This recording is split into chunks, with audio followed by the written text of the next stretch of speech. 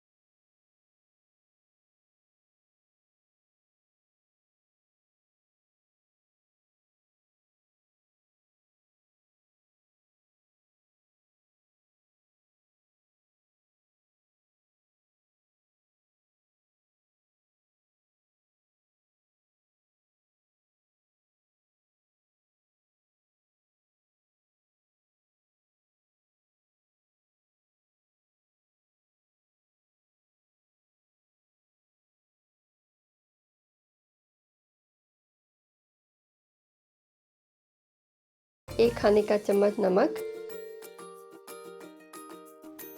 हल्दी आधा खाने का चम्मच, टमाटर एक पाव है, दरमियान से काट लिए इस तरह से, ये डाल देंगे और साथ ही 1.5 गिलास पानी का डाल देंगे।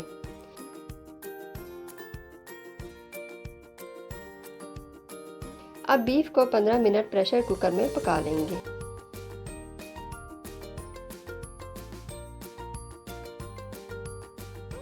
पंद्रह मिनट हो चुके हैं। अब कुकर को खोल देंगे।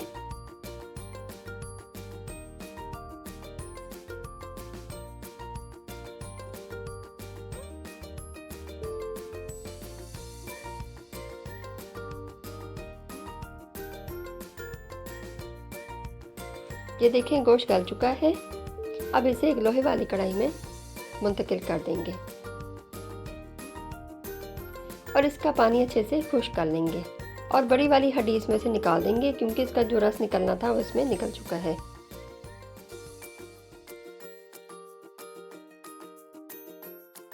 दस मिनट बाद अब इसमें कुकिंग ऑयल डाल देंगे। साथ ही अब इसमें हाफ टेबल स्पून सुरख मिर्च पाउडर, 1.5 टेबल स्पून धनिया पाउडर, 1 टेबल स्पून भर के पिसा हुआ जीरा डाल देंगे। अब इसे हाई फ्लेम पर ही पका लेंगे ताकि पानी खुश्क हो जाए। दरमियान में हल्के हाथों से चम्मच हिलाते रहेंगे। 10 मिनट बाद हाफ कप जितना दही फेंटकर इसमें शामिल कर देंगे। इस स्टेज पर फ्लेम को हाई रखना है, लो बिल्कुल भी नहीं करना।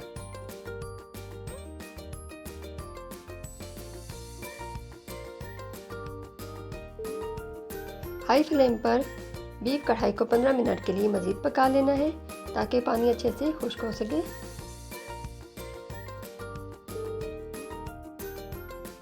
पंद्रह मिनट बाद अब इसमें पिसी हुई काली मिर्च एक खाने का चम्मच भर के डाल देंगे। साथ ही इसमें इस तरह से कटी हुई अदरक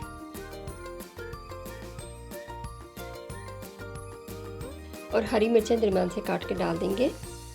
अब इसमें अच्छे से चम्मच हिलाकर 5 मिनट के लिए ऊपर से कवर कर देंगे ताकि हरी मिर्चों का काली मिर्चों का टेस्ट अच्छे से कढ़ाई में चला जाए।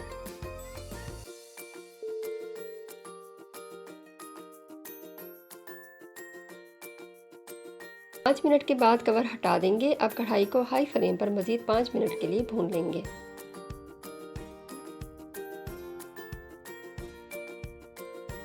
अब इसमें कटा हुआ हरा धनिया डाल देंगे। बीफ कढ़ाई बनके बिल्कुल रेडी है। मुझे इतनी ही ग्रेवी चाहिए। अगर आपको कम ग्रेवी चाहिए तो आप इसको मज़ीद हाई फ्लेम पर 5 से 10 मिनट के लिए भून सकते हैं।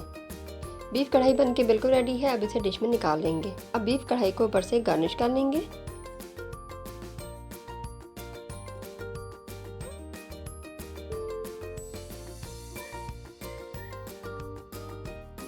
बहुत ही मज़े की खुशबू आ रही है।